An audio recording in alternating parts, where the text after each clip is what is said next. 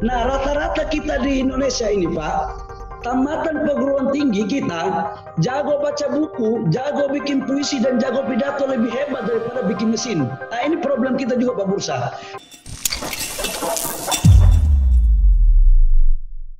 Pak Bursa, 76% dari total pendapatan negara itu sumbernya dari pajak. Dan pajak paling besar itulah pajak badan. Jadi investasi ini sangat penting untuk pertama menciptakan lapangan pekerjaan, yang kedua adalah bagaimana meningkatkan pendapatan negara.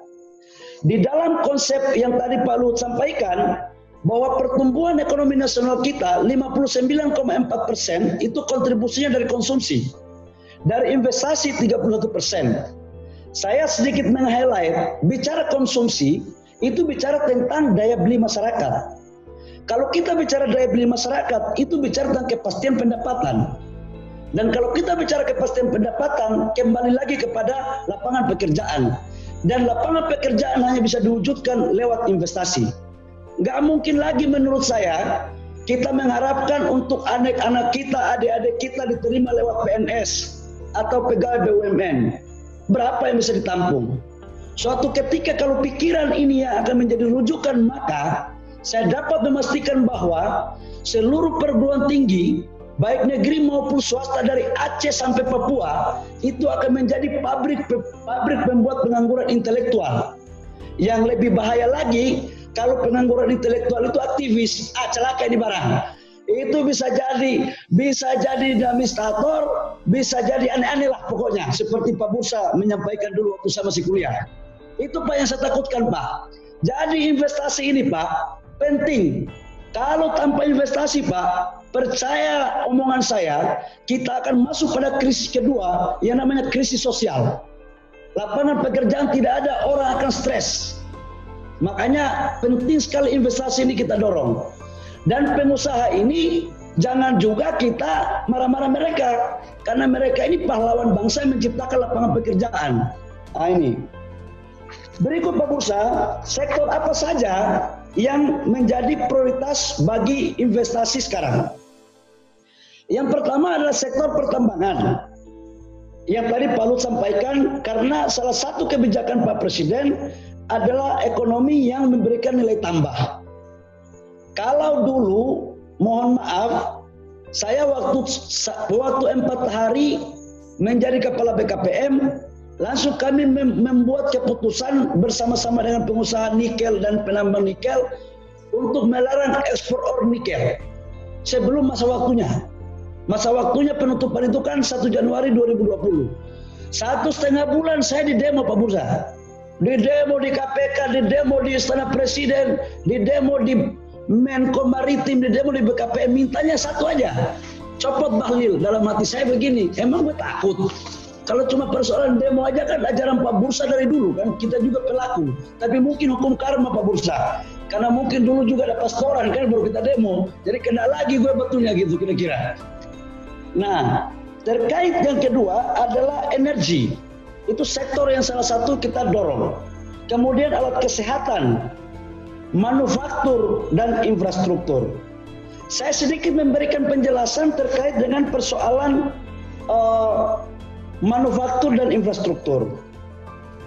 Kemarin kita berdiskusi dengan Bapak Presiden bahwa salah satu alasan kenapa orang lebih memilih Vietnam selain regulasi adalah persoalan tanah. Tanah di Vietnam, Pak, itu disiapin oleh negara atau dia sewa jangka panjang. Dan kalau tidak dibayar maksimal 1,2 juta per meter. Di Indonesia 1 meter tanah bisa sampai dengan 3.900.000. Lama-lama saya bilang begini, ini bukan kawasan industri, tapi ini kawasan industri tanah. Kemudian Pak Ketua Kadin marah saya, kira-kira begitu. Jadi saya pikir itu beberapa hal yang perlu saya sampaikan. Kemudian apa sih keuntungan investasi asing langsung bagi negara penerima?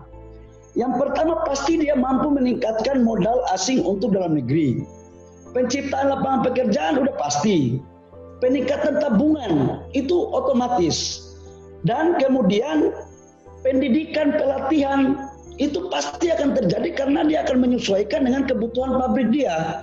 Nah, rata-rata kita di Indonesia ini, Pak, tamatan perguruan tinggi kita jago baca buku, jago bikin puisi dan jago pidato lebih hebat daripada bikin mesin. Nah, ini problem kita juga Pak Bursa. Jadi kalau bisa kita aktivis ini, jangan cuma berdebat aja kita kerjanya, jangan hanya main orasi aja. Tapi kita sudah harus merubah juga cara berpikir. Itu memang problem dunia ketiga. Nah, jadi memang problem dunia ketiga. Dunia ketiga atau malam ketiga, Pak? Jadi saya pikir ini beberapa hal yang harus dilakukan. Bang Bursa, di akhir daripada slide saya ingin menampilkan sebenarnya, izin boleh nggak saya tampilkan tentang perbandingan antara investasi. Silakan. Di objektif kondisi daya saing kita di negara. Ini Pak Bursa. Nggak daya saing tadi. No, yang tadi loh. Ini Pak Bursa. Saya mau jelaskan begini. Ini tentang buruh Pak Bursa. Harga tanah per meter tadi saya katakan di Vietnam 1,2 juta, di Indonesia 3,1 juta. Kemudian rata-rata buruh kita Pak Bursa di Vietnam, di Thailand itu 2 juta sampai 3 juta, kita hampir 4 juta. Kemudian kenaikan per tahun itu 8,7% dibandingkan dengan negara lain. Nah, ini faktor persoalan yang paling besar di negara kita. Karena itu terkait dengan tenaga kerja asing. Tanpa bermaksud mengatakan apa-apa, saya mendukung Ibu Menteri Tenaga Kerja bahwa tenaga kerja asing yang masuk ini Pak Bursa, ini hanyalah orang-orang yang mempunyai skill dan sudah diverifikasi lewat BKPM. Karena ada kerjasama antara Menteri Tenaga Kerja, Menteri Menkumham, dan BKPM untuk mengatur prosedur tata cara ketika ada tenaga kerja asing masuk ke Indonesia.